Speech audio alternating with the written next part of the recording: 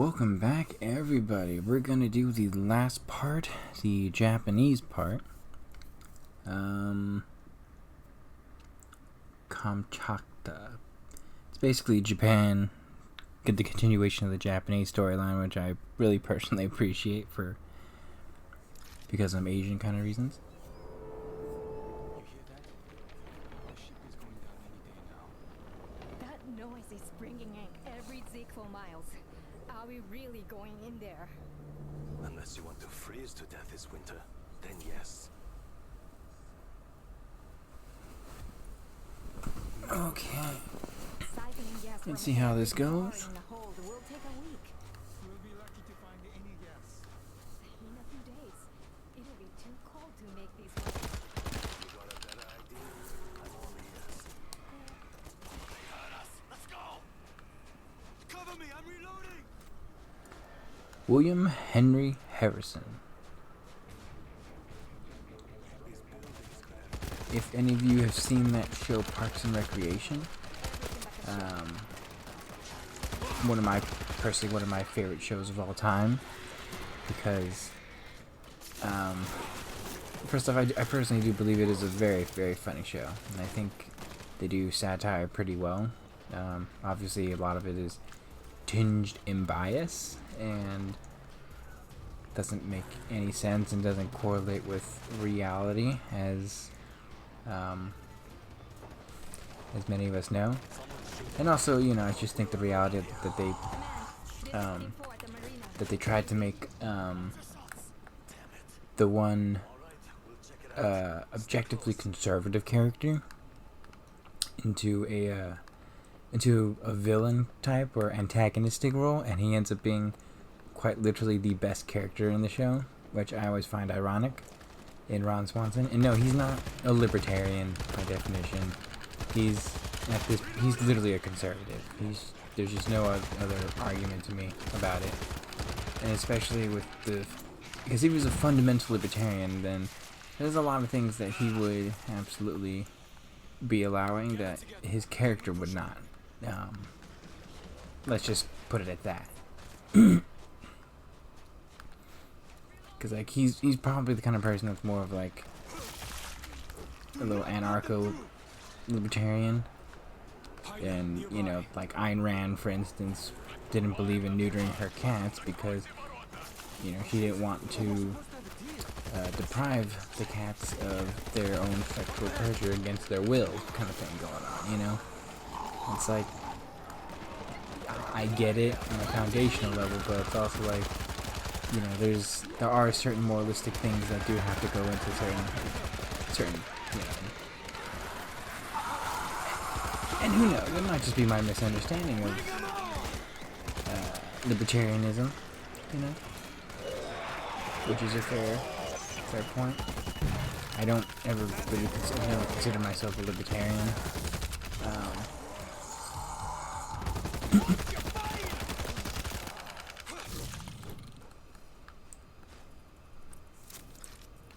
Maybe I just don't know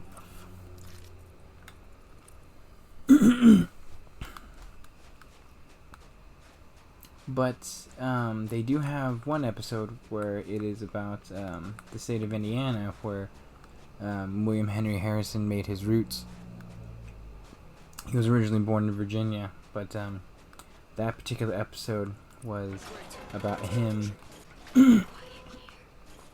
Let's just put it nicely, being a very insignificant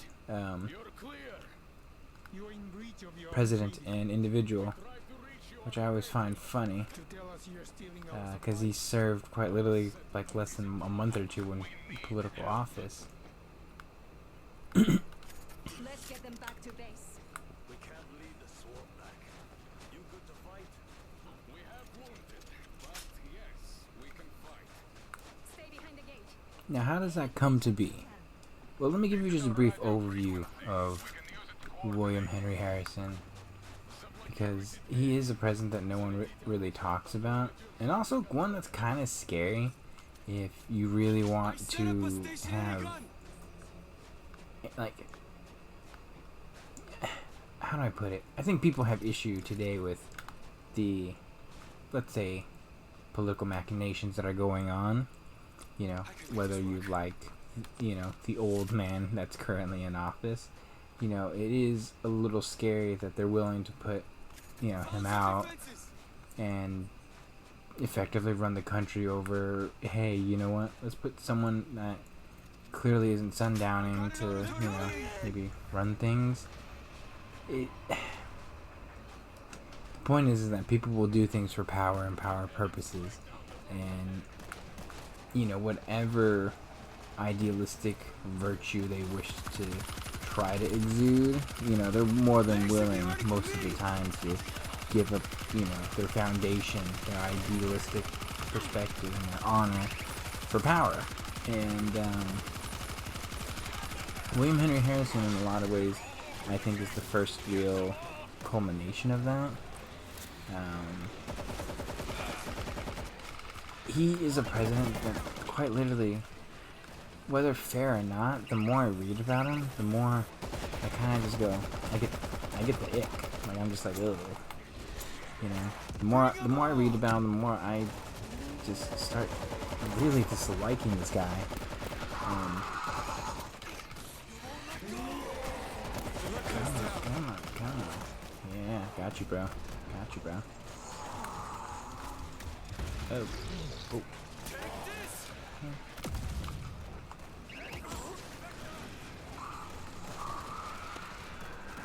Get away now. Get away now.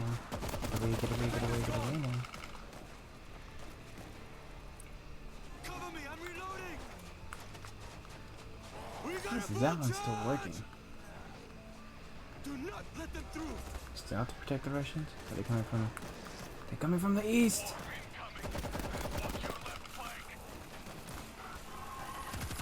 They're coming. Ready for me.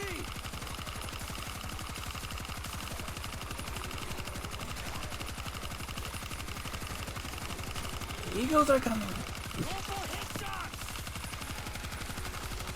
Get back.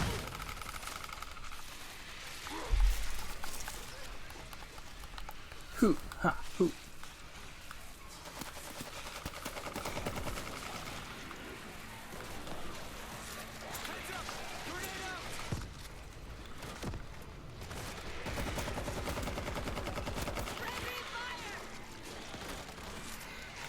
I have grenades and I'm not afraid to use them. Racking them up. Also, off topic, I do find this level kind of funny sometimes because it's like Japanese and Russians have a very weird history. Because they have actually gone to war against one another at one point. Actually, previously, before World War One. It's a war that doesn't get really talked about too often. Maybe something I'll actually talk about eventually, but not right now. But long story short, and there's far more political machinations that go along with it, but largely Japan and Russia go to war in the early 20th century, pre-World War One. Many reasons: Japanese expansionism, basically people just fighting with one another, and then Russia wanting to regain some, at least, strength and political stability, thinking that, you know, a small Asian nation was going to be weak and ineffective in fighting, and ultimately got their butts handed to them by the Japs. You know what I'm saying, bruh? There's far more that goes into it, and I might actually just talk about it eventually. But for right now, we're going to talk about William Henry Harrison and his failures as a human being. Now, what I mean is, the more I read about him, the more I tend to not like him. And I will be fair. He's one that I have probably read the least amount. And again, in fairness, it is quite literally because his literal career, like every single biography about him is just going to be about his normal general life. And outside of his war efforts, it's largely unexciting. Now let me explain why the more I read about him, the more I tend to dislike him, because I think I start looking at his character quite a bit, and I think to myself, you know, a moralistic man wouldn't do a lot of the things that he's doing, and so when things start becoming coincidence, sometimes it just makes me think to myself, you know, like a bird can only go to the same place over and over again before it's like, okay, maybe they're going there because they have some food, or you know, they like there's a reason for certain things. And William Henry Harrison always struck me as someone who, and I think because of how he grew up from a relatively prestigious family, at least financially speaking.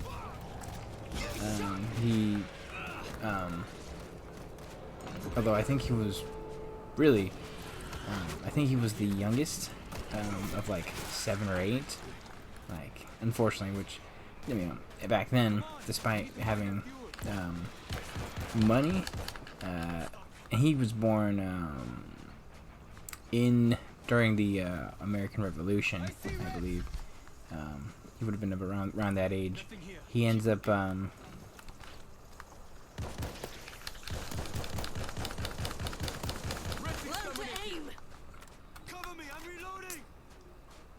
I'm losing my train of thought. So he ends up becoming. I'm sundowning now. God, this is not good. Not a good look. Basically, back then, around the late 1700s and early 1800s, if you were going to, if you weren't the firstborn or even the secondborn, you weren't gonna be getting, the inheritance of your like say your father's estate. Plus, I do like this part right here where I actually have to milk these doors, although, as it will be explained, it does get increasingly tedious, a little frustrating, I'll put it that way, in this level.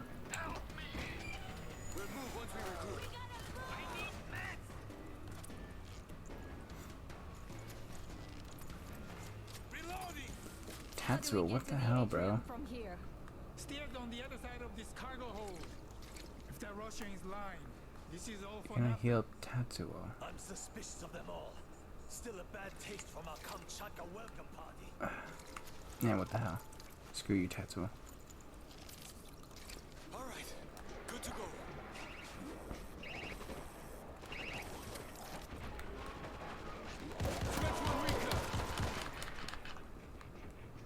Careful. You gotta jump. Oh god, it's a good thing I got that health.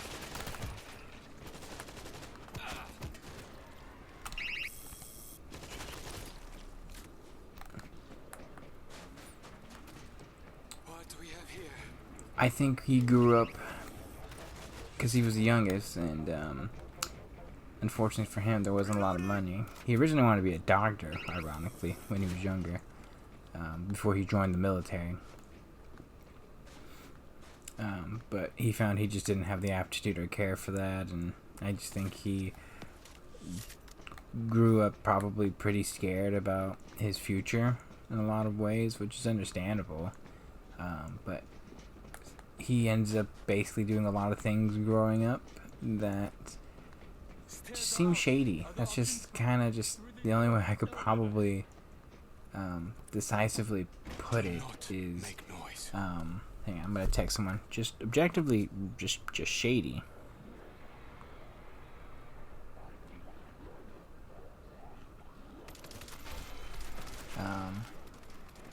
But let's just get into who he is, because he's born in Virginia. He's a Virginian, just like another legacy kind of thing with the presidency and whatnot. A lot of Virginian presidents, just put it that way. He ends up being one of the youngest of like 6 or 7 kids. He doesn't particularly have the greatest relationship with a lot of his family. I wouldn't say bad, just contentious for a lot of different reasons. And I think more so kind of like just a typical father-son relationship, or how we would probably perceive it nowadays, where it's just like, you know, there are expectations and you have to be able to take care of yourself, and you know, you got to figure out things on your own. And William Henry Harrison's probably like, don't tell me what to do, Dad, you know. He is, and again, to be objectively fair,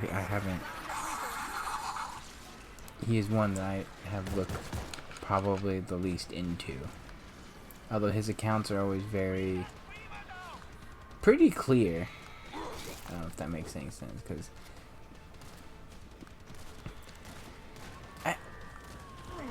how do I explain it? Like I explained that, you know, you do have to look at history books with an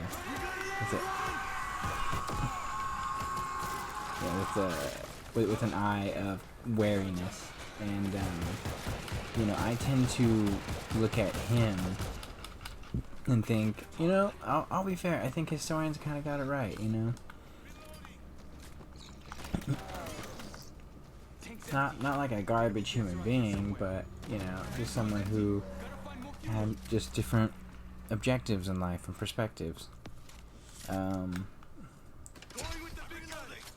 Gasolina. Beautiful. Now I have to go down there.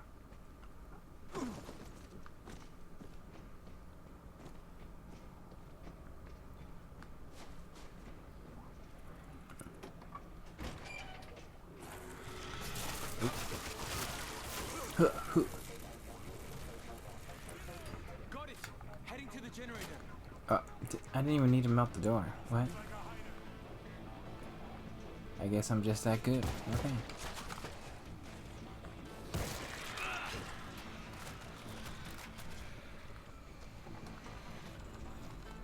And where are these guys even freaking coming from? Good lord.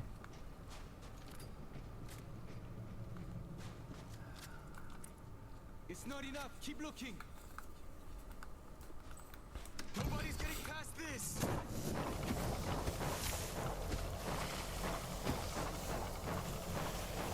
door's clear of ice. Heads up! Grenade out! Pull down! Hey, suck it. Dang it, sucker. Move, sucker. Come on, we need that fuel. Careful, he's got a Yeah, jumper. I definitely need this. So, at a very young age, he joins the military, marries actually they get eloped. Marries a very young daughter of a military commander, actually. Which, just, you know, I read the relationship and I'm just like, man, it just sounds like you just literally, like, only wanted to marry her because he's literally like some bigwig's daughter who's also rich and has a lot of land, so you can speculate, you know. And I'm just like, I don't know, because it sounds like their marriage was okay. It wasn't particularly great. Mine's on the ground. And she's one of the few. She's gonna be one of the first, really, that ends up outliving her husband, despite really not being in good health for most of her life. By the way, Found it. Heading to the oh, generator. I forgot. God, I forgot what her name was. You know what? Just for the purposes of trying to be Flip the switch. honest and fair. Oh, Anna. That's what her name is. Anna Sins. You know, I used to be able to know all the president's wives, their significant others, etc., etc. I used to be so much better at this. I feel like I'm a disappointment to myself. They should be ready for me. You know what, bro? You are just... Wanna know how to make an enemy? You just did. Ugh. Tire me. Ah.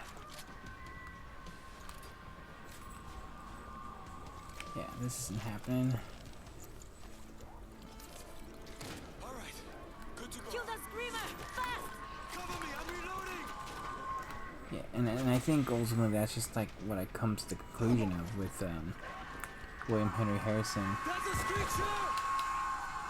Oh gosh, he needs to shut up. But that's ultimately the conclusion I come to William Henry Harrison is he's just someone that just does things for political reasons, things that are only going to help him, really. Hiding anymore? No one else, for the most part. He's always looking out for his own best interests, instead of actually having some standards and some honor and dignity and just integrity.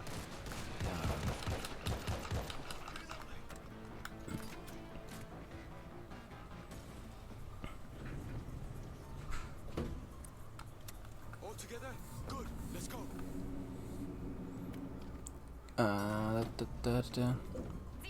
Long story short, the commander that he ends up basically marrying his daughter,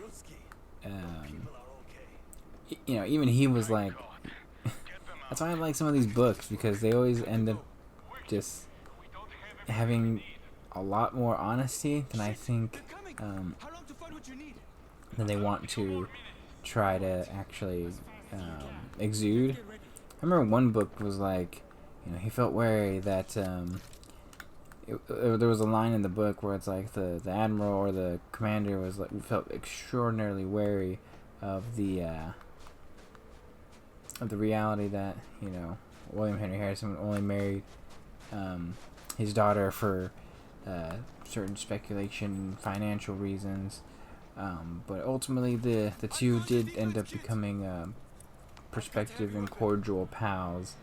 And then subsequently, it's like the next line is literally like, oh, he gave him or paid him like a discounted price of like 160 acres worth of land, and I'm just like, you know, like, you know, there's only so much you can just hide before it just gets icky, you know. Boats ready for action. They're coming from the bow.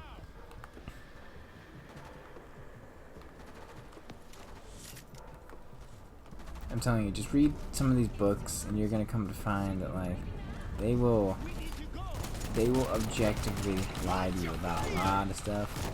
And I tell people, you know, history will remember things differently, yada yada yada. Like, no, like, you guys need to understand, like, they will lie. They will try to permeate a lie over and over and over again. That's why I'm always someone who advocates for like trying to tell the truth and trying to just be honest and direct, because like we're probably fed a lot more lies, especially historical lies, than I think most people wish to actually you know, just be clearly honest about. That's why I try to take everything with a grain of salt. You know, I'm not perfect. I might just be just as reactionary as the next person when it comes to, say, hearing or seeing a headline, or you know, just reacting to things. But you know, I'd argue that's just part of me being human, and I'm not perfect. But do you understand? We're lied to a lot. You know, you're more than welcome and free to trust who you wish to trust. But do you understand that people have motivations, and people, you know, maybe will want to, you know, fluff up a couple of things, especially in your biography, that you might not normally, or that might not be normally fluffed up. You know what I'm saying? And William Henry Harrison's no exception and no joke. Which is always funny, because I think we wanted to look at these guys and these great historical figures of the past as leading role models and examples. And I think that's one reason why they write a lot of these books like this. And I will be another little thing too. It's always the American President series books. Those are like little quick 200-300 page books about the presidents. Just, you know, they're good if you want just like a real good outline and a quick synopsis. you know, for a biography of a president, like that's a pretty good one. It's always those books that always just like, wow, yeah, just like, I think I might have said this before, but Chester A. Arthur, I believe, who was our, he was after Garfield as president, so he would have been 2021, I believe. He held this really weird, prestigious position in the New York Port Authority, which governed at least like 80% of all international trade. And it's like, you know, he held this really big spot, ends up becoming vice president, and you know, there's literally a line in the book where he was just like, hey, you know, just because oh god, I wasn't paying attention, gotta focus. That he, despite leading this and accusations of bribery and stuff like that, he never took a single dime of ill intent money. And then the next line is literally just like, but you know, he did own a incredibly lavish New York apartment that was recently furnished with the blood of children, effectively. You know, I'm just like, what? What? Like, what is this? You know, like, it's just like, he didn't accept bribes, but he also got, you know, the equivalent of today's modern money, like $800,000 in financial compensation for no reason. You know, it's like, okay. Like, it's just gonna be like that. Okay. Voltage grid ready.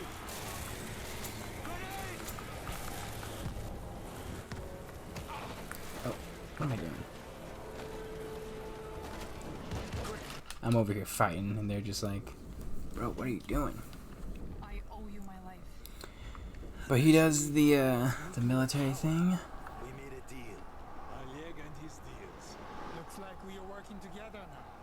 Gold like this cuts through all the bullshit.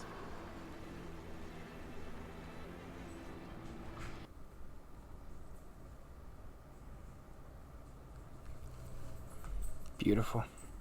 That's the end of this part, fam. We are going to go on to the next part in just a little bit. Sorry, guys. Welcome back.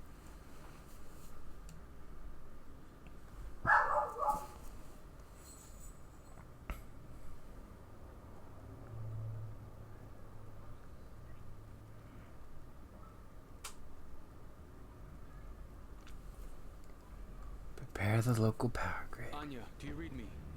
We're on the edge of town. I hear you. We're at the power plant. The plan is to use the town's electrical grid to hook you up to the subs. It's going to take a lot of work. Get to waypoint 1 and we'll send instructions. Understood. Ice. Team 5. Ooh, ice cold. This level. I've never been this cold before. Command says we're out of fuel. And 9 more gone. This shit better work. Japanese are not ready for Russian winter. The ship was a stopgap. We connect the power grid to the sub. We've got a solution. They don't see us. Stay quiet. Team 4, we just heard from Alec. The one thing I will say about William Henry Harrison, to his credit, is I think he was very politically savvy in some ways. I also think he was a blindly dumb, in a good way, kind of military leader, where it's like, I'm just gonna go headlong into battle and not worry about, you know. Oh god, that's a lot. Came out of nowhere.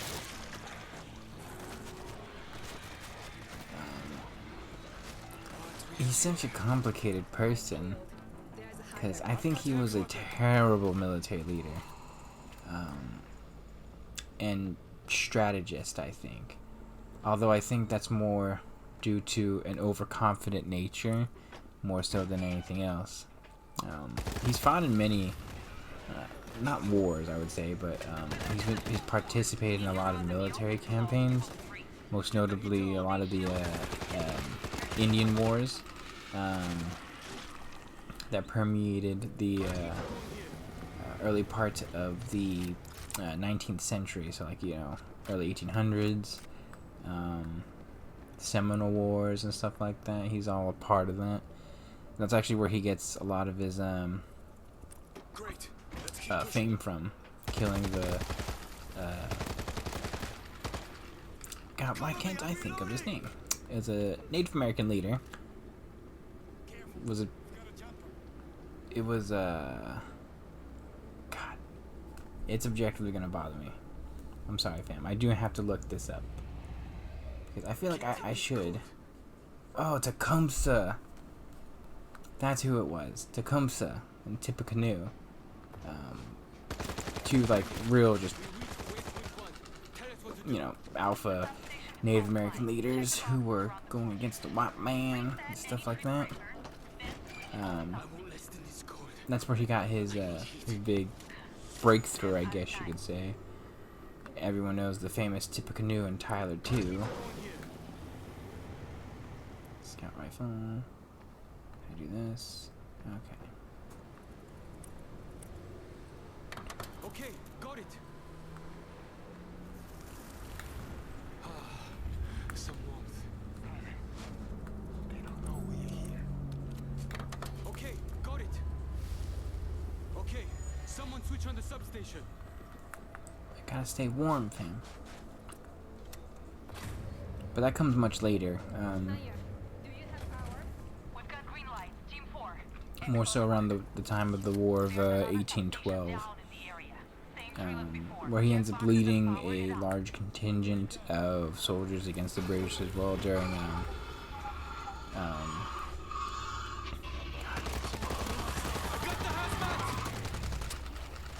in the north as well, specifically like the Indiana area, the northern part of what is basically Canada. That's generally where he was fighting during the War of 1812. A lot of losing, unfortunately for him. So it wasn't particularly great initially, at least for the beginning parts of said war. Oh goodness. These people don't know better. They don't know who I am.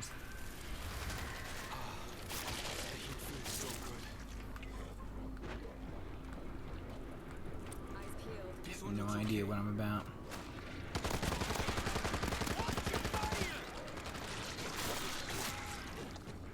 There was one famous incident where, not incident, but it was a battle against, I think, Tecumseh, where he got way overconfident, which ended up working out in his favor, which is why I say he's kind of like just a dumb military leader, but, you know, he's, you know, he does have some courage, I'll give him that, where he had his regiment camp at a particular area that was kind of like out in the open, and his advisors were like, sir, I don't think we should be in this particular spot, because that kind of leaves us open to attack. And he's like, we're fine, they don't have the balls to do so. And then they do have the balls to do so, and attack and kill a bunch of Continental soldiers, which then leads to William Henry Harrison kind of just being like, "Hovla!" And then ends up fighting them back because of superior military technologies and weapons, obviously, but it was still kind of just like, you know, things could have just been a little bit different had you just, you know, not do that. But dude could not help himself sometimes. Just the ego that William Henry Harrison exudes is deeply fascinating. But he largely rises up the ranks a lot of ways because of obviously the support that his father-in-law gives, and I thought I did do that. That's part of it, but also because he's willing to take certain positions that not a lot of people wanted. In particular, he's basically like, all right, if you want to be like a commander, you got to go to Indiana, and which at this point is becoming a new territory. So you know, it's not like a state. and this is around like, you know, the early 1800s. And this is so he goes to this fort with his wife, who has like 7 children. I think they have like 6 or 7 kids together. One of which actually, I think his name's John Scott Harrison. It is actually Benjamin Harrison's father, and actually pretty cool. He ends up becoming the grandfather to yet another president, who we will talk about, who is also deeply fascinating.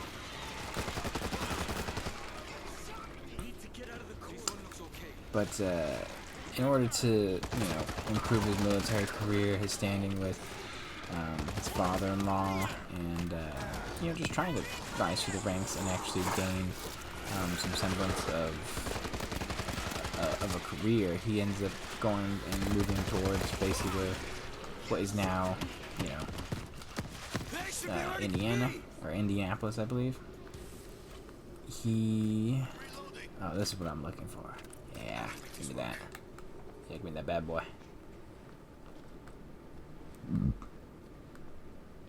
Can't take this code. All good here. In a fort, and sees a bunch of the Native American atrocities that occur, the scalping of women, etc., etc. And it was like, we gotta do something about this. I think what irks me too is he, regardless of right or wrong, you know, he also negotiated with a bunch of tribes too for ceasefires, peace, negotiations for land, and usually ended up screwing the subsequent native tribes people in the negotiations by either outright lying, or changing the deal that benefits more of the settlers at that point. And I always find it funny. I'm just like, I tend to think a lot of the certain native arguments about colonizers, etc., tend to be, you know, really biased, unfair, and overblown. But William Henry Harrison's probably the one example I would never use to try to justify an argument in defense of, you know, the colonizer peoples and whatnot, if that makes any sense. Or, you know, just the colonizer argument, basically. You took our land, so you gotta bring it back. I'm just like, that's just dumb. No, go screw yourself. That's just my perspective. But William Henry Harrison's like, we will give you, if you give us this, then we will give you, you know, a lot of guns and ammo so you can fight the other native tribes and stuff like that. And, you know, a lot of them are like, okay, that's fine. It seems like a pretty sweet deal, to be honest with you. And we might use them against you. But then they're basically just like, yeah, we're not giving you guns. So you gave us land. It's signed in paper, agreed upon by the current government here. So you just have to deal with it. And the native people were like, wait, what? We didn't agree to that. You know. But you signed a dotted line. Yeah, William Henry Harrison was a very icky fellow in that way. I think that's also why his father-in-law ended up working out with him, because he was willing to do a lot of like the dirty work that was necessary, because he wanted to increase his position. Anyways, while fighting Seminole Wars and Native Wars, and ultimately gaining some influence and, you know, growing in prospective popularity, I guess, with within the general ranks of the United States military.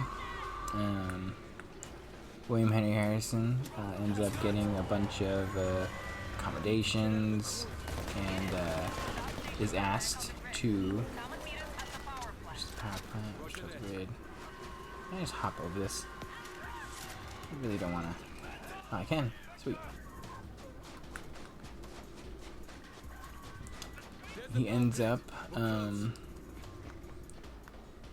getting a really big commission to go and fight within or to fight the War of 1812, specifically the Northern Campaign in the area of Michigan, Indiana, around that general area.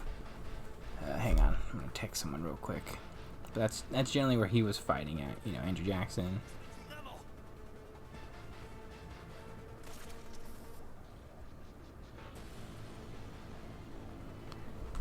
After fighting, Andrew Jackson in the south and William Henry Harrison in the north, seemed like two peas in a pod.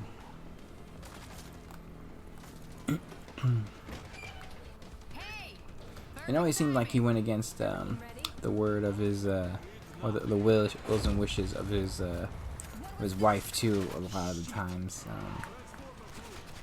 even if his wife didn't understand, I always just felt like he just wasn't doing his best to at least make a concerted effort and argument to explain things to her about the political realities that are happening right now. Then again, the wife always lived in relative luxury. She was always taken care of by her actual father too, So We were barely surviving, and 50,000 of you showed up with no warning. There was a deal in place. You knew we were coming. But long story short, just to simplify it even more, because I'm not trying to do a whole ass biography on it, because William Henry Harrison could be explained extensively if I wanted to, but that's not what this is about. This is me playing games and then just giving a little commentary on certain history and socio-political machinations that were going on at the time. But largely he gains a lot of support and a lot of goodwill during the War of 1812 and becomes the next great war hero, the guy who defeated Tecumseh and Tippecanoe,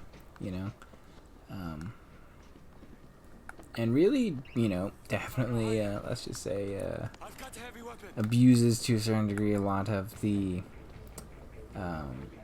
like, hey, I'm the guy who did all this, what's up, ladies, I'm not saying he cheated or anything, I'm just saying that he definitely, played into that role and into that card. This led to him to get basically a bunch of things, money, accommodations, retire relatively early. I don't want to say retire, but maybe it's like I got what I wanted and I did the things that I needed to do, and yeah, I'm a war hero, so y'all can just suck it.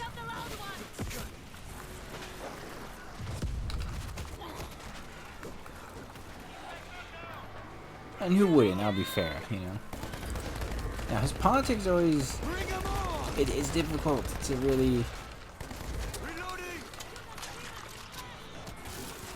it's really difficult to ascertain his politics in particular, because he kind of goes back and forth in a lot of ways.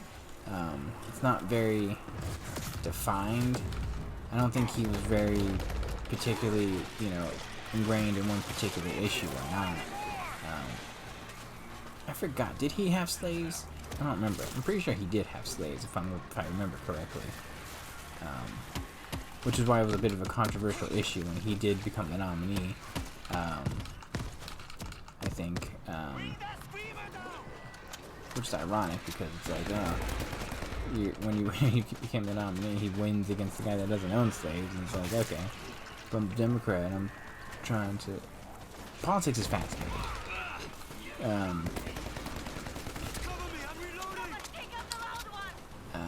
But he, and I'll be fair, I think when he left office, I don't think he, or left and retired largely, I don't think he had any intention of really doing too much else with his, politics and fame or anything like that.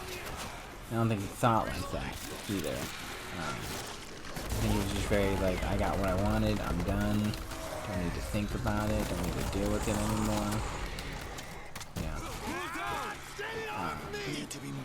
I'm settled with what I've become and what I am. And then the Whigs come and talk to him about being a potential candidate for president. for numerous reasons. One, because of the war hero, because Henry Clay wants to attain the presidency and attain political power, and he knows that William Henry Harrison, who, by the way, when he fights like Tippecanoe and all that, you know, he's a much younger man, but when he runs for the presidency, he's not young anymore. He's well into his 60s at this point, and actually becomes one of the more, one of the oldest candidates really to actually be nominated and win the presidency. But people didn't care. People thought he was still sharp, and in fairness, he was still pretty sharp for a guy his age, and showed some moxie, I guess. But it just goes to show, like, I mean, you know, Andrew Jackson won, and they were basically going along the lines of, well, Andrew Jackson won, so, I mean, I'm guessing that they were just like, okay, another war hero, we're gonna throw in our war hero. Smart decision, ultimately. And also, when he decides he's gonna run for the presidency, you do have to understand and remember, that's not, back then, in order for people to, like, run for president and not be considered, like, a shameful asshole, yeah, you couldn't campaign for yourself. But William Henry Harrison, I'll give him credit. He was like, no, I'm gonna do it myself. I'm gonna be a little over the top, a little narcissistic. I'm gonna actually run because people want me to do it, and I'm not gonna hide it, you know. And he did. And then, like, the first campaign slogans, Tippecanoe and Tyler too, because John Tyler was his vice presidential candidate, who is personally one of my, I don't want to say he's one of my favorite presidents, but he is someone who I have a lot more adoration than I do most of our presidents and political figures. Absolutely. But William Henry Harrison, they run against Martin Van Buren in his re-election bid, and it was one of those where it's like, I think they did everything that they possibly could do just right.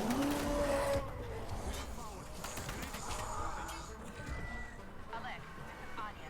The grid is online. We're heading to the south base of Bay entrance. Negative. Do not advance. The bay is completely overrun. Where are you, bro? The main entrance. First, you'll need to power up the outer gate. Understood. We're on it. Head outside and drop down. But they do everything right. It's quite literally just like, you know, you have all the momentum. You have all the momentum. Well, I don't know if I want to open this door. You have all the momentum. You have all the political leverage. You have pretty much everything on your side telling you that you have the opportunity to win the presidency. And guess what? They eventually do. It's like Martin Van Buren's poll numbers are going down left and right. He himself is slowly becoming popular, or unpopular.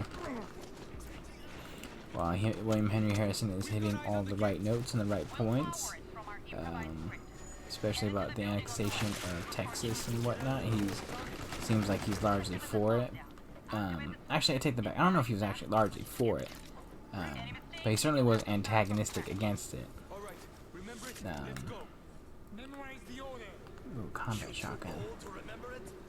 I'm not too old to But he's saying all the right things. I'll give him credit. Got it. All right. Move to the That's next the order switch. we need. AKOC. Watch out for the bomber! Someone get it off! Oh, I need to be careful. We gotta get power to this mofo. I spotted a stalker up ahead. You know, the first time I did this part, oh god.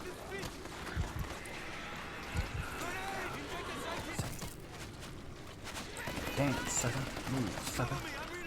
You know, the first time I did this part this part alone took me like 30 minutes. Because I was dumb, and I didn't figure out or look carefully enough at the lettering that was on this section over here.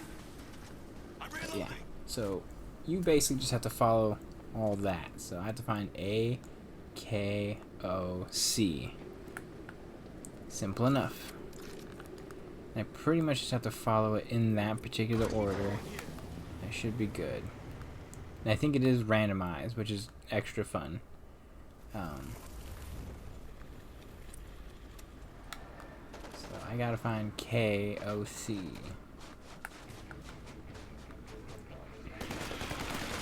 Here's K. And I have to do it in order, or it's just not gonna work. And that's a lot of you. God. I've got eyes on a hazmat. This is just not my day, people. I gotta stay warm.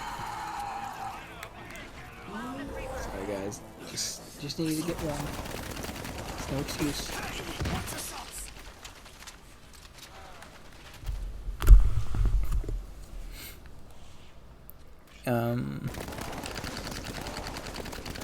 But the election's pretty close, and I mean, William Henry Harrison and John Tyler, despite William Henry Harrison's advanced age, you know, he's campaigning everywhere. He's got vigor, he's got energy. You find it. Oh. Can't take this code. And ultimately that leads them to eventually winning the election outright. I hate rats. Which stunned a lot of people, because that had never actually, like, happened before. Especially with the creation of, effectively, the new political party, the Whig Party. Remember, they never existed up until that point, so it's kind of like, oh. Yeah, I don't have to go up there. Cover me, I'm reloading.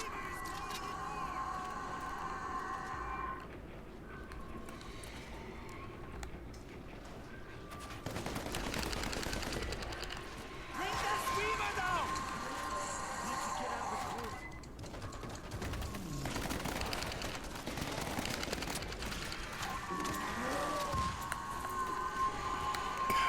This guy needs to shut his trap. I don't care at this point. God. You still alive? I can't go on. Can't tell anymore. More, bro. More, just leave me alone. Reloading. Thank you.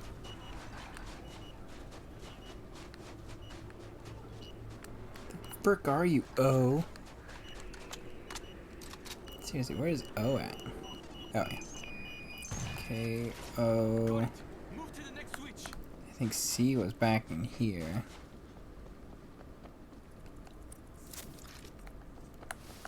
The heat feels so good. Quiet here. Got it. Move to the next switch. Not yet. We should be good. It's working. It's going out now. But, Go through and head out the you know, smart political maneuvering. I think also because of the antagonism of the South that led a lot of voters to You'll see another be dissuaded from Martin Van Buren. And William Henry Harrison becomes the 9th president of the United States in the election of 1840. Now, what then proceeds to happen is William Henry Harrison has like a 3-hour inaugural speech, in which case he ends up basically getting sick and then dies. Do it. That's it. That's William Henry Harrison. This'll be fine. Yes. Okay.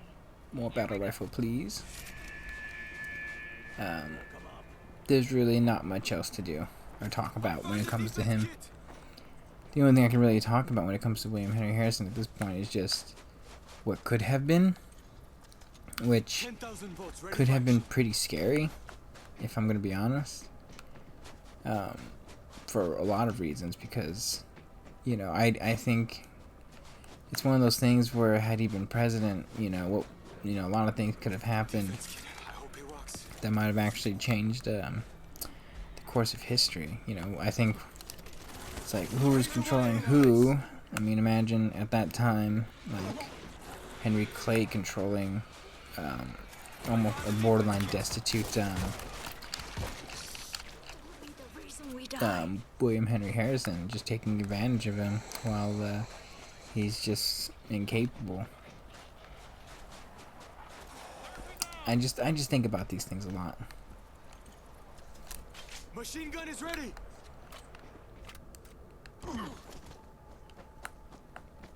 What do we have here?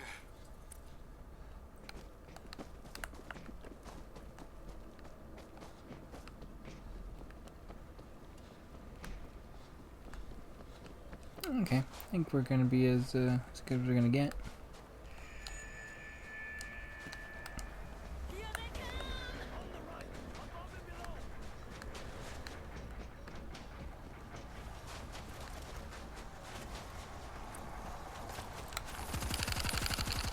Is that it? Oh, God.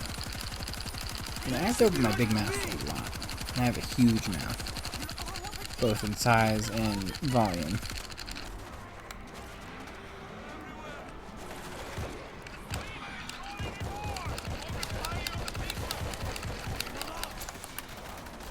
Cover me, I'm reloading.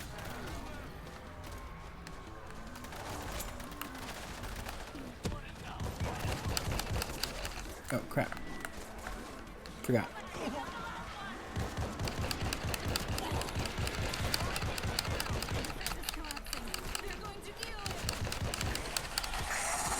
Crap. I'm thinking I'm gonna have to redo this part now I think about it. Yeah, I'm dead. Wow, this is not how I wanted to do this part. They're much stronger than they look. Oh crap, I'm gonna have to redo this part, aren't I? Bring them on! Crap. They should not have.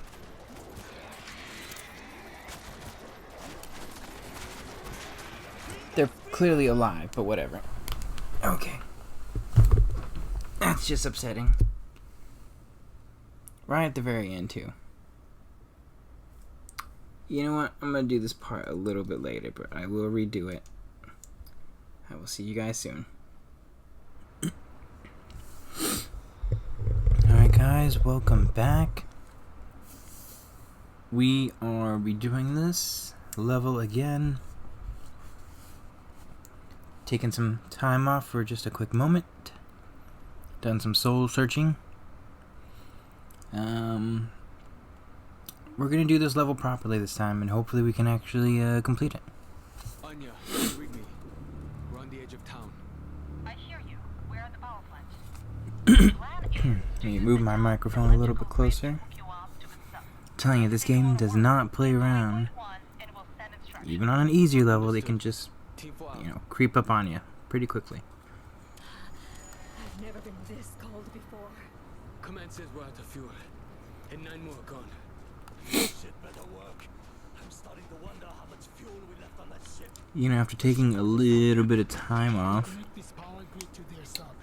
I started rereading things again and found that I need to brush up on history, you know. I tend to be pretty accurate on a lot of information, especially personally. I think I tend to get at least the emotional aspects of how a lot of historical figures should be probably represented and thought about.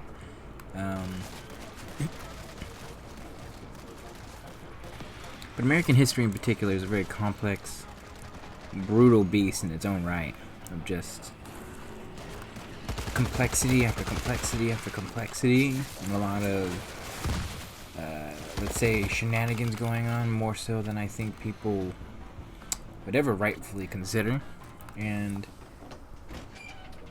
I think I need to, if I'm going to do these history videos, I should probably do them with better background and probably at least more focused context, I think. Cover me, I'm reloading! I think none better, though, to start off with than what people consider one of the more fascinating and unique presidencies in the United States' history. The man known as His Excellency, John Tyler. for those of you who don't know who actually John Tyler is, he's probably one of the single most important presidents no one ever talks about. I say that quite a bit because, I mean, don't get me wrong, every single president, I think, is important, in fairness, but he in particular was important for two reasons. One, he was the first president to basically be inducted as the president, not by really the voters, but really just by the congressional powers and the Constitution, largely, as the what's the word? Not separation of powers, but the but to follow the like, you know, the whole reason why we have a vice president to actually take over effectively. He's the first one to actually succession, I guess. I don't know. I think that's the right word, succession. Oh god, I'm out of it today. I need to really think. But he's the first one that is directly in response to what is currently happening. The heat feels so good.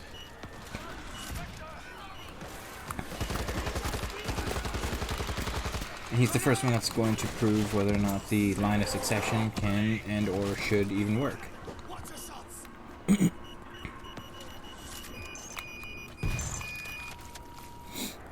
And I think more so than anything else, I think his presidency also showed the level and power that the federal government can have, and the reason why we have this level of, well, separation of powers, and if our government actually could stand on its own morals without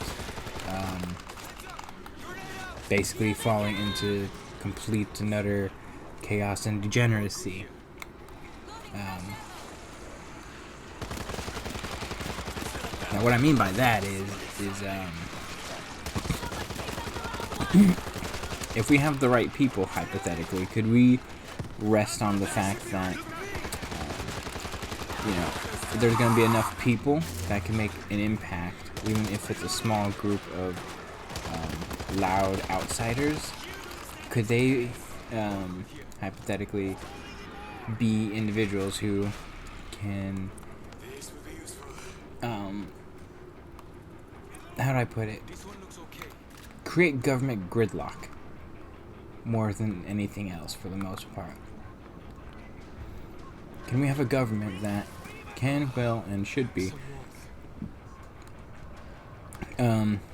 ultimately slowed down as to not overreach against the American people? And I'll explain when I talk about his presidency. Now, he's also just a deeply fascinating human being for numerous different reasons. If you actually look at John Tyler, the things that always come up the most for him is the fact that he, I believe even to this day, has 2 surviving grandsons, which is just insanity. Just saying, you know, regardless of however you want to look at it. I mean, John Tyler was born in like 1790, and the fact that he has 2 actual living whole ass grandsons, well, by definition grandsons, I think is incredible to just think about and posit. He also, I think, did officially have the most children out of every single president we've had in the history of this country. In total, I think he had 15 kids, which it's a lot of mouths to feed. I think a total of, I think 12 reached adulthood. Even crazier. I think about that too, by the way. Cover me, I'm reloading!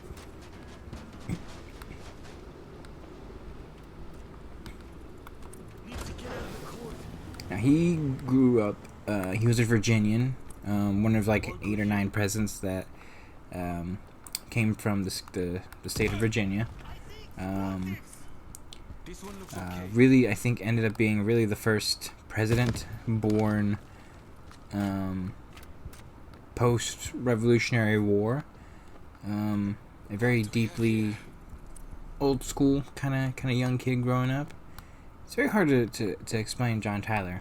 His family was, relatively speaking, a part of the rich aristocracy of Virginia. He grew up living that lifestyle. Always humble, always nice.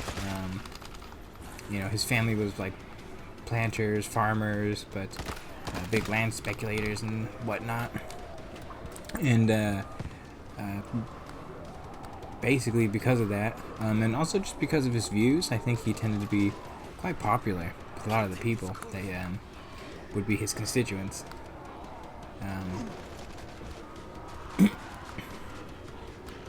You know, he grew up in the same mold as the ideals of the other Virginian Jeffersonians, I think.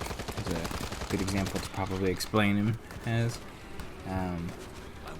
So if you want to think about Tyler and what historically and legacy-wise the things that he believes in, it's Thomas Jefferson's ideal of America at its foundational and root core.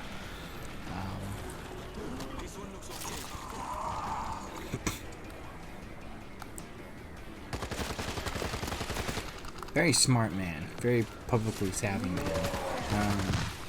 Also someone who like I would always know it was deeply happy individual. Not too stressed. Always tried to tell the truth or told the truth more often than he told lies. I tend to agree with that message too, by the way, and that sentiment that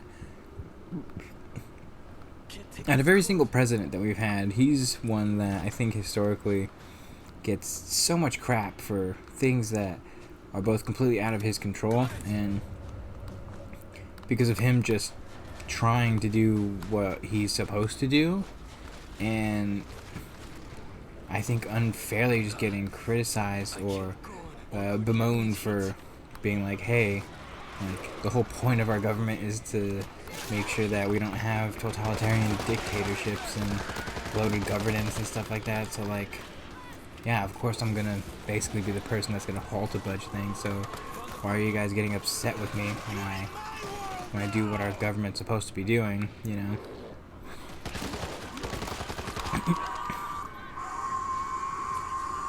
Good lord.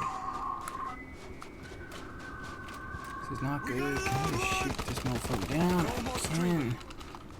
Make sure you stay down, son. Oh yeah. We need to stay warm. We need to push on through.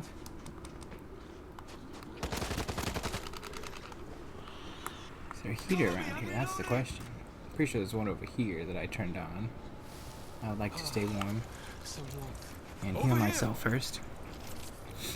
Don't cut me out yet. Now, in particular for John Tyler, he was always a very rousing political figure. There's the power plant. We're close. And to put into context why he's very popular too, for just many different reasons, is because of his stern approach to certain things. His foundational belief. I think he was one of the last few Virginians who I would say really grew up under the idea of being a Virginian gentleman. I think he believed the things that he was saying, and I believe he truly wholeheartedly was someone who wanted to do right by others and ultimately just did his job, really. He ends up getting voted in numerous times to like the state house legislatures, becomes like a house representative. At one point he becomes the governor of the state of Virginia. He holds quite a few positions. They'll be coming. I set up a stationary gun. I'll need some time to reroute. Hurry. We'll hold them as long as we can. Found some defenses. And I think in particular most of his defenses usually come from the ideals of... We're not the ones who attacked. I'll just put one here. Deal in place. You knew we were coming. Our comms have been down for several Just the ideals of doing what his state ultimately wants him to do. That's why he gained so much popularity. 10,000. It's also why he gained a lot of support, and why he ends up becoming the vice presidential candidate for William Henry Harrison during their election of 1840. Defense kit. I hope it works. I think I'm gonna keep that one. Unless there's another one that I'm missing somewhere. Cover me. I'm reloading. I can make this work. I see one hiding. I found the defense kit.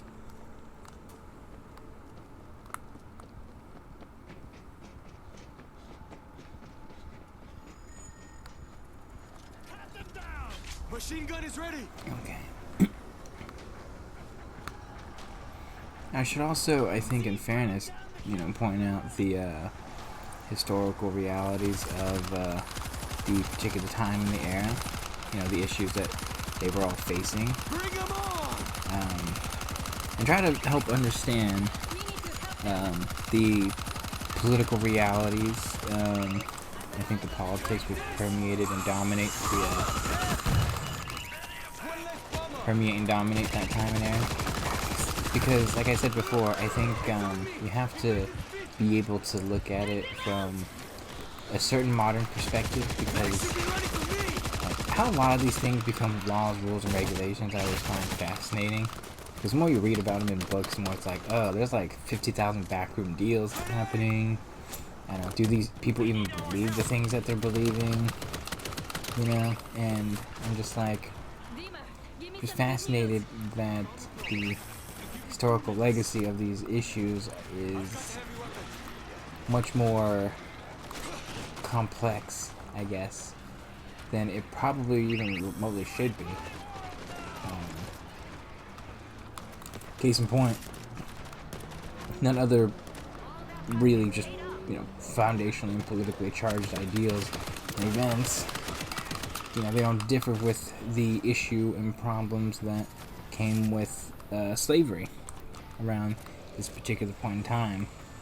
And, everyone's like, oh, there's a bunch of anti-slavery propaganda and stuff, which, in fairness, a lot of it, in retrospect, tends to now be considered truthful anti-slave propaganda. Like the, whatever, Uncle Tom's Cabin, or the one book that got a lot of people all riled up, tended to actually be, I think, much more of a fictionalized event than the actual historical legacy or realities. Although, in fairness, it's not like they didn't treat slaves with anger, violence, and or things that should not have happened without just cause. Which I think both are true.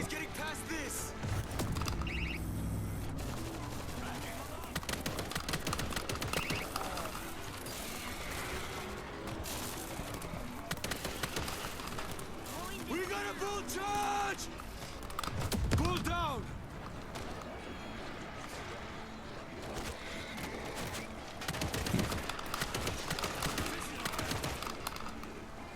Cover me, I'm reloading!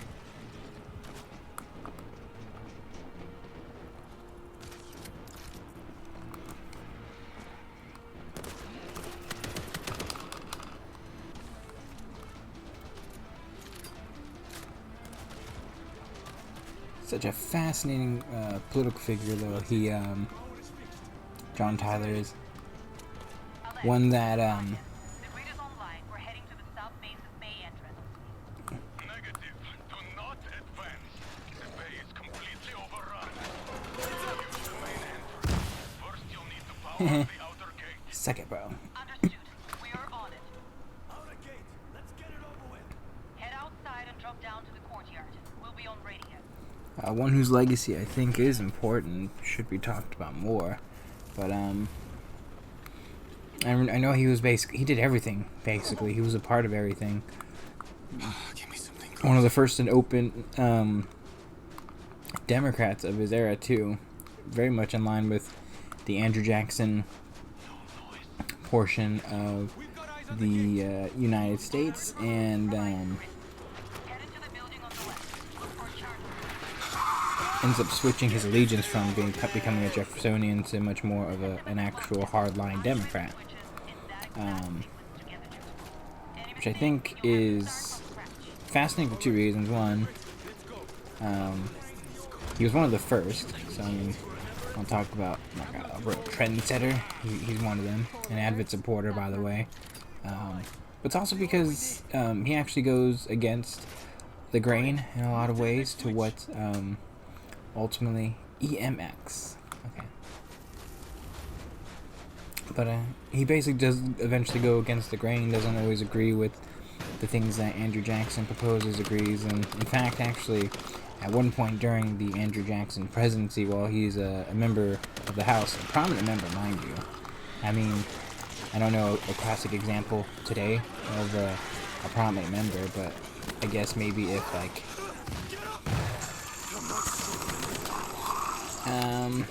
maybe, like, I don't know, what's a good example? Like, today, if Thomas Massey, for instance, ends up basically just saying, like, yeah, I'm not a Republican anymore, I'm not this anymore, I'm gonna go to the other side and see how that makes you all feel. I think that would surprise quite a few people. I need to find E. I spotted a stalker. Up E. ahead. E, is it EMX? EMX.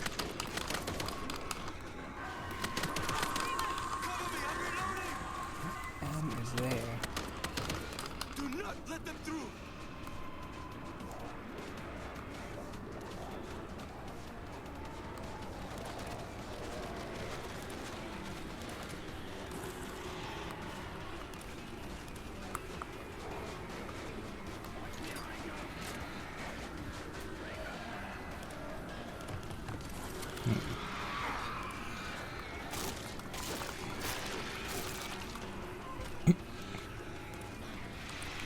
But I also do understand that, just like many of the politicians of the particular time and era, you know, John Tyler wasn't against the expansion of the United States, whether it was, which would actually happen largely during his time and his. The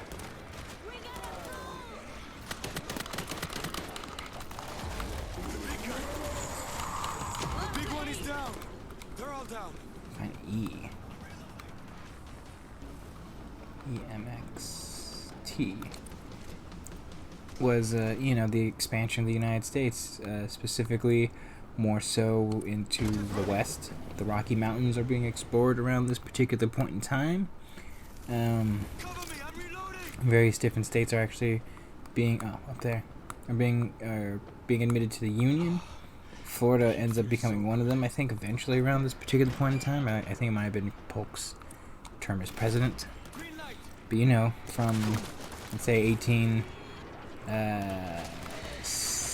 you know, from like a span of like 30 years, we've admitted like, you know, the 10 states to the Union, and you know, the country's growing at a very rapid pace that we have to understand that there's a lot of things that go on to it. More states, more slave states, more union states. Because every state that got admitted ends up becoming union or slave, to basically balance things out, etc., etc. However you want to parse it up or look at it. I can't go on. Need heat. Green light. It's working. He's going out now. Go through and head out the stairs. There's like 15 different things that go on that slowly create what we ultimately have in this country that is slowly becoming the United States of America. I mean, and then there's micro battles and micro things that go on top of that, like how each state becomes a state, how their lines start to merge and become things and differ, and like there's so many things that go on that it's hard to actually truly, I think, wrap one's brain about sometimes, because it's incalculable how many moving pieces there are to actually genuinely keep track of. And I'm not even going to attempt to do so. Give me this advanced SMG.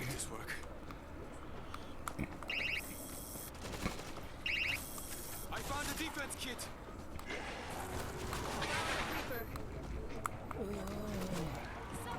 Oh. Of course, bro's gonna. Oh, really? Like that?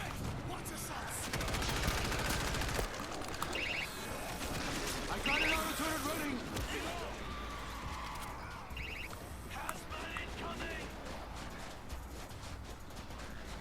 Oh, it's gonna be like that, eh? Defenses. Barbed wire in position.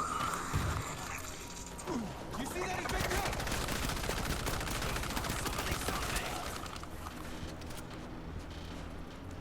I found a defense kit.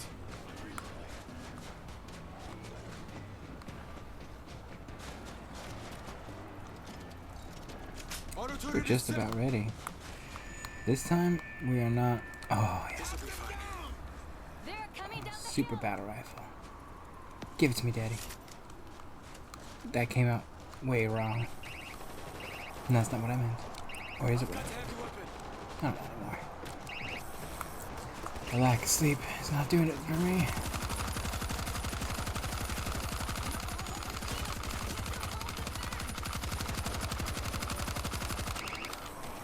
Come and get it.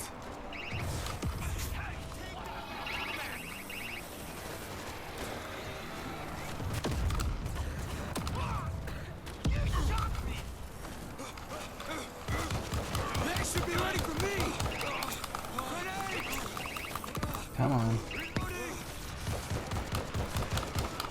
You are in my world now.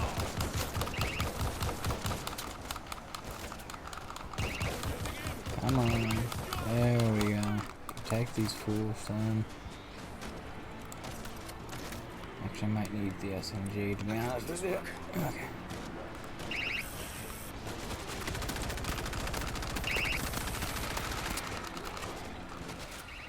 You are in my world now. Why are the doors opening?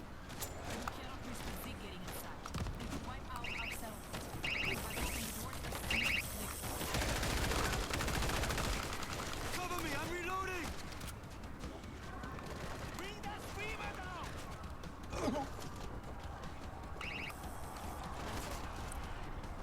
There we go. Now, John Tyler was a very strict political figure in just his beliefs. That is one thing that is indisputable. Now, you want to argue smart or not? Not necessarily, which is why I tend to look at John Tyler probably a lot more positively than I think a lot of the other historical figures of his time and era, because he ends up really doing things that are quite unpopular. I go against the grain of both what a lot of people want, They should be ready for me! and even to a certain degree, like against what he wants a lot of the time. The big gun!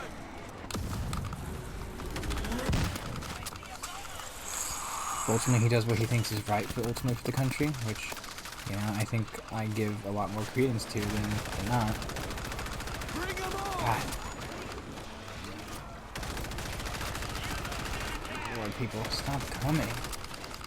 Just stay down. That's all I'm asking. Just stay down.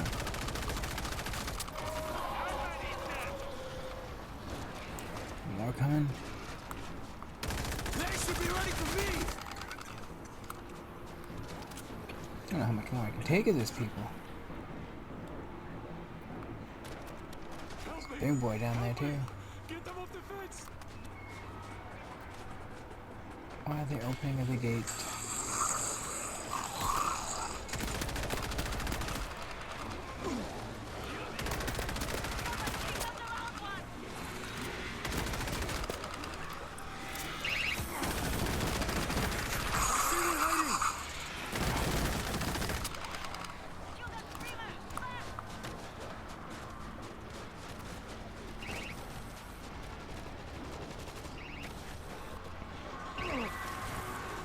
That's not good.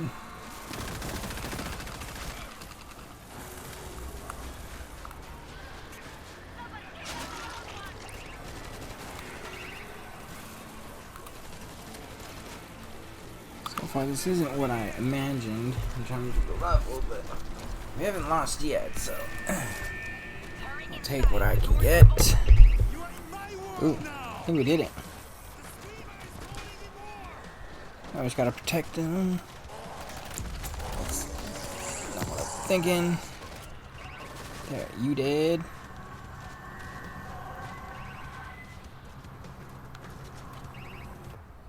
You're safe here for the moment. Oh, and I think we did it. Did you doubt that we would? Assuming the worst has kept us alive. Perhaps trust can do the same.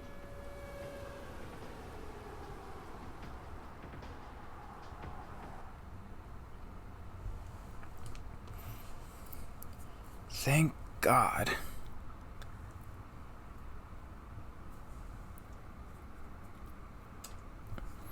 Alright guys, that was actually a pretty long level. I'm going to continue this in just a moment, so just sit tight.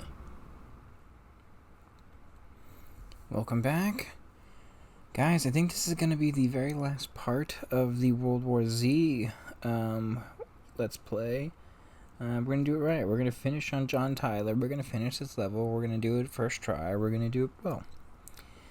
I can't promise all that, but I will do my darn tootinest. Captain, do you read me? We're inside the base. Now, like I said before with Tyler, though, he was definitely very sternly opinionated. Stern beliefs, to really just summarize it for the most part. And I'd rather have someone with different perspectives, but at least follows through on the things that they believe in, more so than someone who's a constant flip-flopper, but they say the right things all the time. Now, does that make any sense? Because it's also something that I value as an individual more so than I think most people probably do. And Tyler was one of those particular individuals. In fact, I think it was in particular two things. I think it was the issue with Texas was one of them, as Texas was in a contentious situation, in particular and specifically around the tail end of Andrew Jackson's presidency and Martin Van Buren's term as president, where they, Alamo and all that stuff happens, and I think they really try to get Texas to be a part of the Union, but fears of a very violent war or issues with other states and the fundamental ideals of what it means to be an American, and more of the isolationist policy and attitude all had some issues with it, and that was part of it. And I think there were several instances where Andrew Jackson was in pure contention against his own congressional house, his own cabinet members, quite a few times. A lot of political infighting, a lot of people wanting to do a whole bunch of different things, and Andrew Jackson just reacting in particular ways that, let's just say, John Tyler didn't like. There was a particular issue with the states, I think, that actually largely let John C. Calhoun, or pushed John C. Calhoun to renounce his support for the Democratic Party himself, in which case John Tyler similarly followed suit when it came to that particular issue. I forgot what it was. It was an issue between the states and the federal government that Andrew Jackson, largely, I come away thinking, I think in the end he probably did the right thing, but still not the best thing. Again, one of those particular situations where it's probably the best of a difficult situation. But regardless, he was always going to lose support because of it, or going to have some contentious issues because of it. In which case, John Tyler largely leaves the Democratic Party, ends up becoming just a regular, or ends up joining the Whigs begrudgingly. Never, with a vote of confidence, mind you. Go away. Go away, please.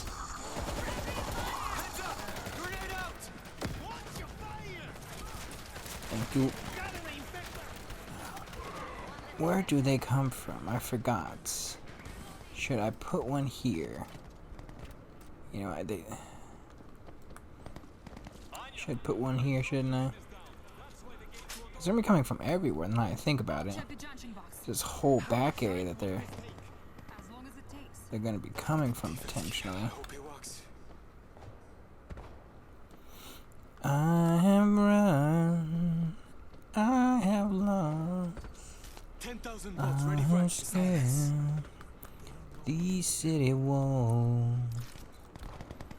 Sorry, I shouldn't be singing. I found the defense kit. Terrible singing voice.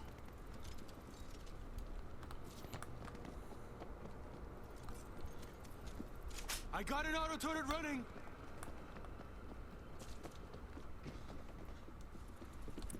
Ooh, assault shotgun. Now, a lot of things do happen around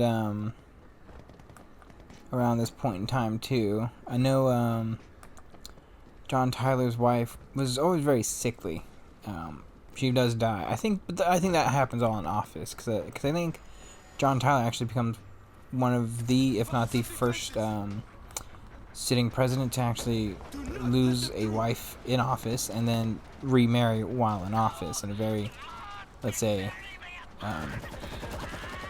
tricky and interesting situation.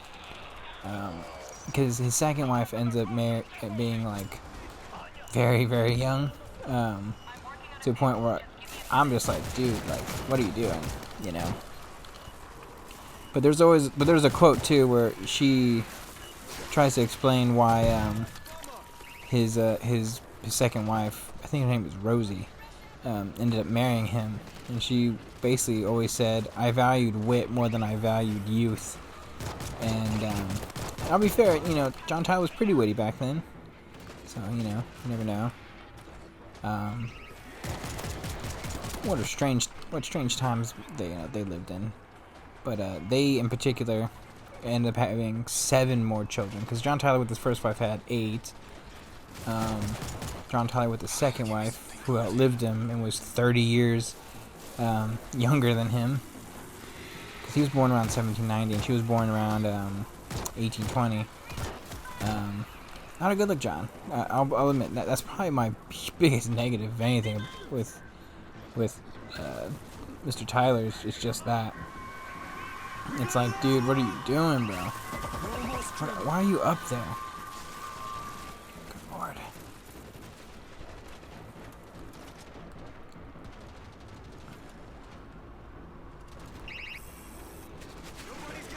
Oh, lord. Thank God.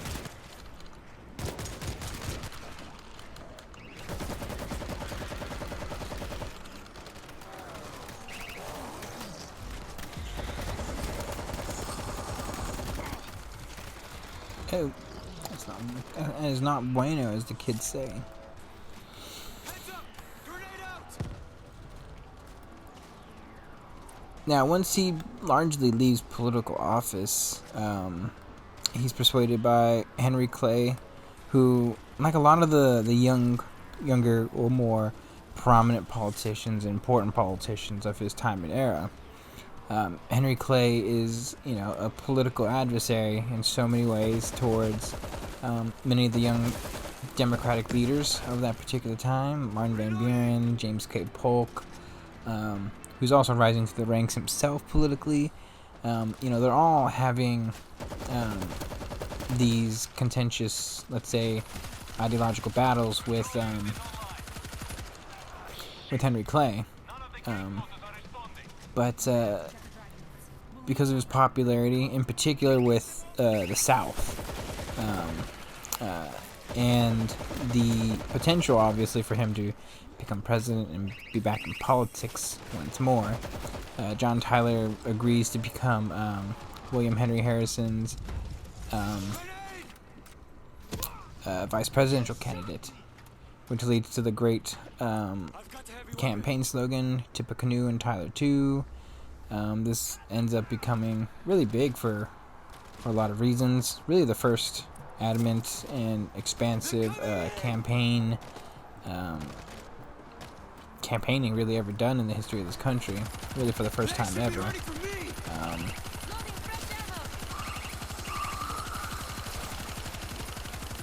Yeah, get it, sucker. Get it, sucker. Mowing them down. There's a lot of things happening right now. Oh, Hiroji. Yeah, don't mess with Hiroji, guys. He's definitely a real one. Oh Lord. Can I even shoot him down? Oh, I can. I got the loud one.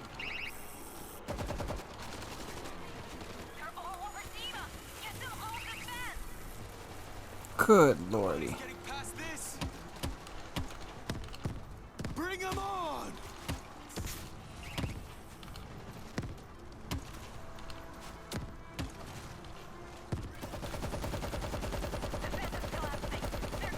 I think you guys are just about saved. You're welcome. And obviously, once William Henry Harrison passes away because of arrogance and just ridiculousness and circumstances and age, because we have to understand when William Henry Harrison does become president, he is he's the oldest president actually ever elected at that point until Ronald Reagan, actually, I think, in his re-election bid in particular, 1984 re-election bid. And Tyler's, I think, in his early to mid 50s at this point. And when he ends up coming back in office, or coming into the presidency itself, understand when I mean his accency, when I mean the elements of presidential powers, whether government works, whether it can work with, with really just contentious issues. Could things actually function? And Tyler proved that it could. The line of succession actually does work. It can work, and it will work.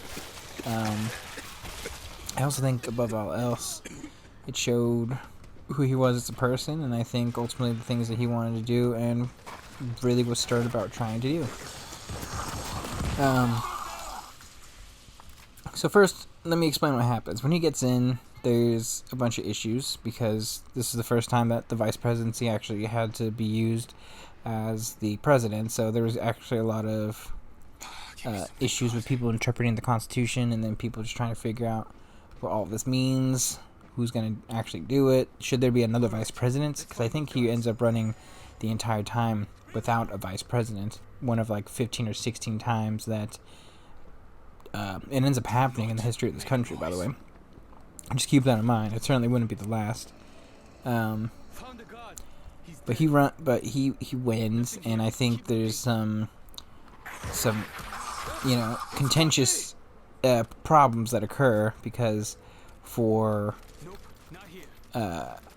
Henry Clay, he's probably thinking, hey, I got you into office, allow me to do a couple of the policy issues and things that I want, and John Tyler's like, no, that's not happening. I'm a Whig only in name, but I'm still a Democrat at heart, and hardcore, OG Democrat at heart.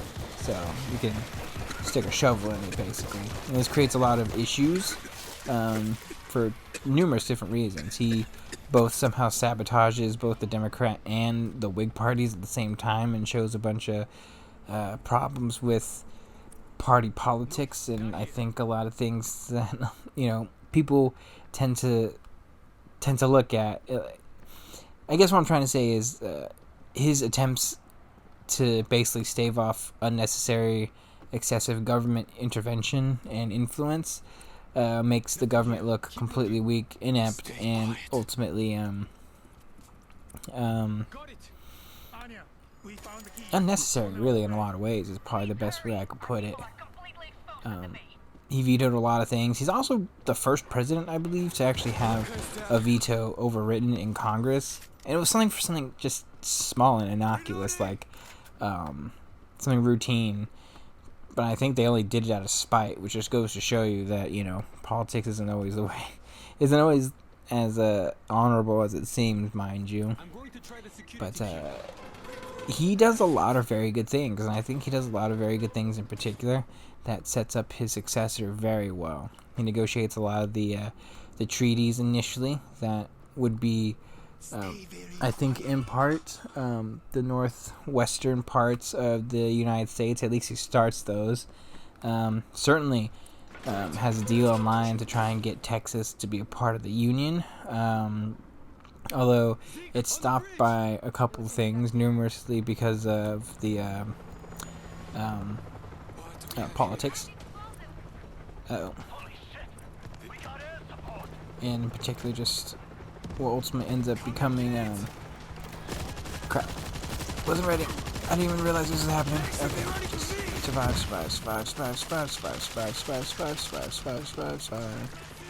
Oh God.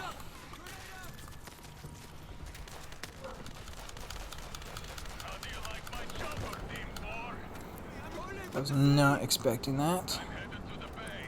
That's where we make our stand. Get that sub out of the base. He ends up vetoing a lot of bills, though, stopping a lot of things. He just actually just does his job, and it's quite fascinating.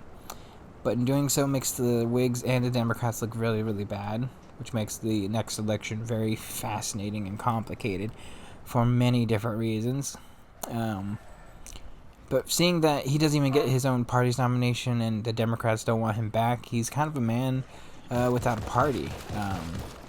And I think also historically and legacy-wise, his post-presidency is looked at very negatively and not very fondly. Because again, a very loving and caring man, but also someone who was stern and strict about his ideals and values. And he was someone who just truly believed that government should not be in the, you know, looking for reasons to exist, and that it should be limited as much as humanly possible. He was a stern, foundational, and fundamental believer in those ideals. You can read every single book you want. You know, you want to argue that he was because he was a slave owner, etc., etc. You know, you're more than welcome to. And he absolutely was a slave owner, and not going to discontinue the fact that ultimately, once he lives quite a long time too. That he's one of the few presidents that actually lives to see the Civil War, and he actually joins the Confederacy. But I think it's more so because he joins the Confederacy on those specific merits than actually because of, you know, he was a slave owner, yada yada. I think it's more just like, you guys literally need to stop trying to overreach and do all these things, and the federal government isn't your toy. You know, I was president, and unfortunately for him, this leads to him being one of the few presidents that isn't honored when he dies, and one of the few presidents that historically isn't going to be looked on very fondly because of his, I would say, completely antithetical view on the federal government, just because he didn't give in, really. And I think that's somewhat unfair, historically and legacy-wise for him. But he ends up dying. I think he dies after the war, but he is a part of the Confederacy and doesn't get any honors or anything once he does pass away. And again, he is survived by his 15,000 children. You know, a very fascinating human being with a legacy that I think shut down the systems. Power down the grid there.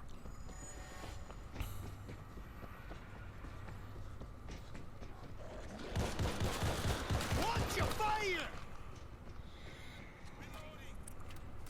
Got the switch. Do not let. Great.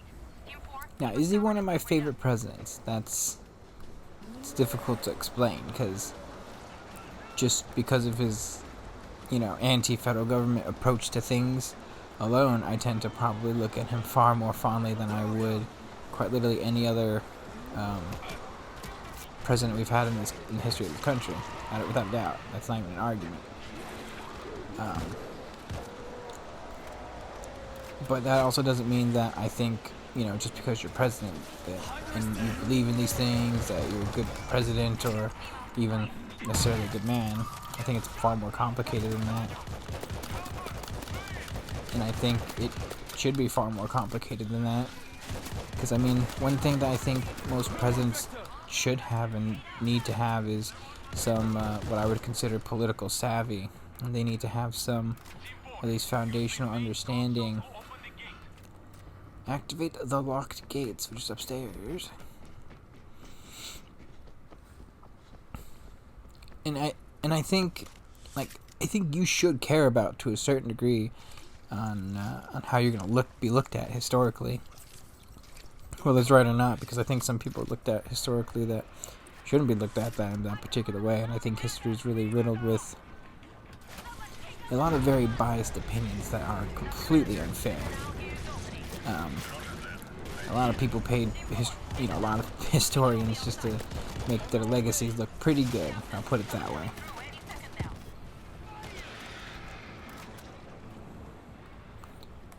We must go, comrade. These grenades, comrade. These are grenades. We must go.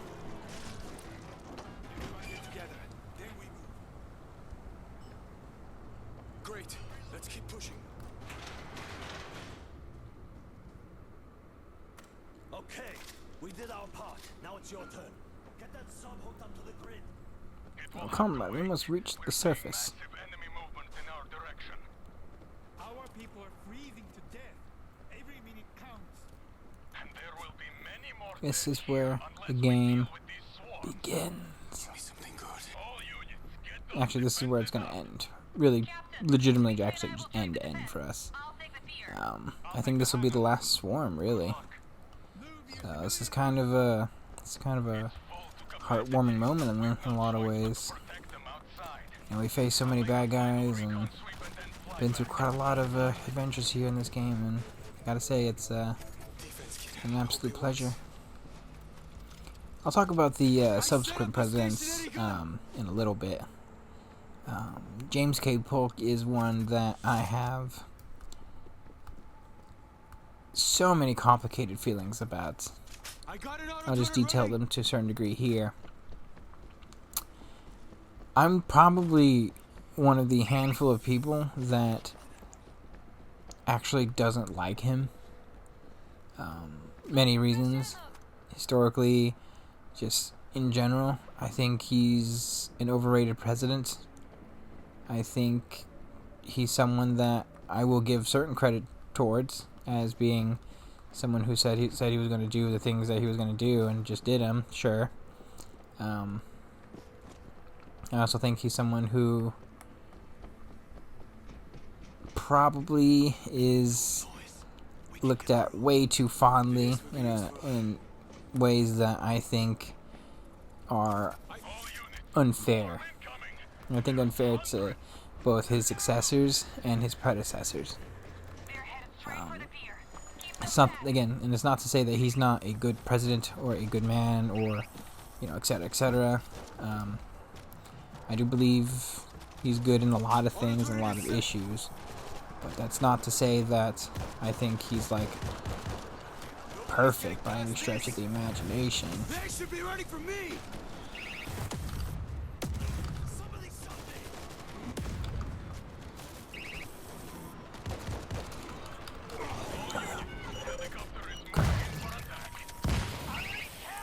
I'm just getting mercilessly handled right now.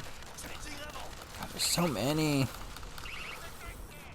I will say, I think I did put them largely in the right spot, so that's at least helping me.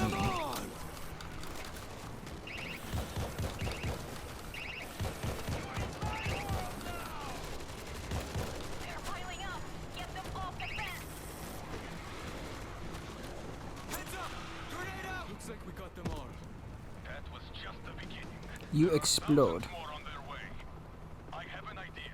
I'm going to use the helicopter to draw them away from Where are the they going to bay. be coming from now? That's the question, bro. First. Helicopter's coming.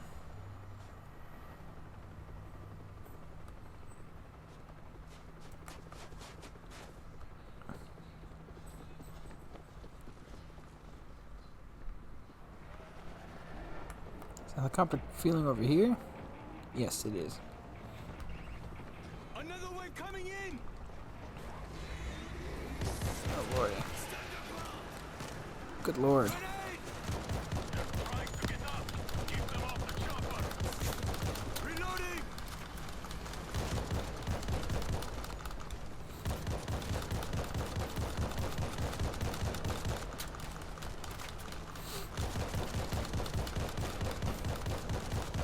The good thing is that this battle rifle is just so overpowered. My lord. It's almost just not even fair. They're all down. Got the lookout!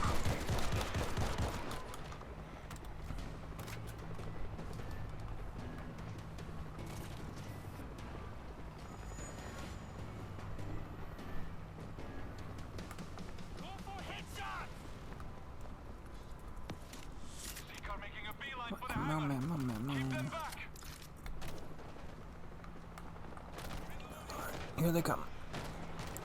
Oh no. Okay.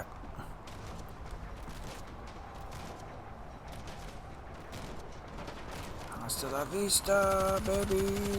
They should be ready for me!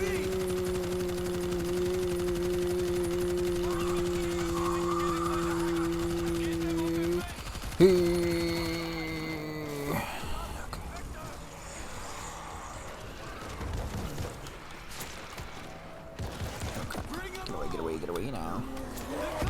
Grenade. Yes. No, there's a lot of bad guys. Oh god.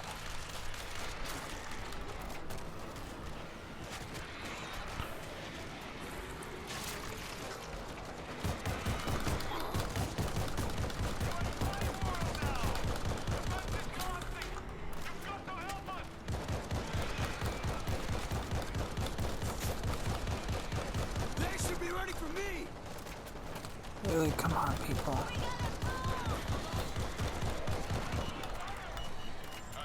Still need to protect them? Good lord. What protecting do you need, people? How much more protecting do you need?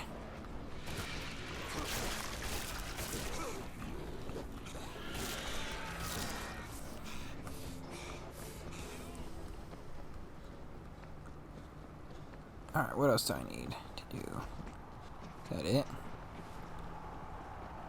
Come on, you disgusting Holy crap. Come and get me. Let me know where this goes. Nope. That's not the right way. Right to the mouth of the Kamchatka volcano. I am gonna come back up here. My goodness, people. Okay, some No. is connected to the grid. Guys, I think we did it. Roger that. Throttling up. You've just saved thousands of Japanese lives. A life is a life, my friend. And everyone we save is one less to fight. God bless. I'll see you guys soon. We're going to do another game. Continue on to James K. Polk. Like and subscribe. Hope you guys enjoy this.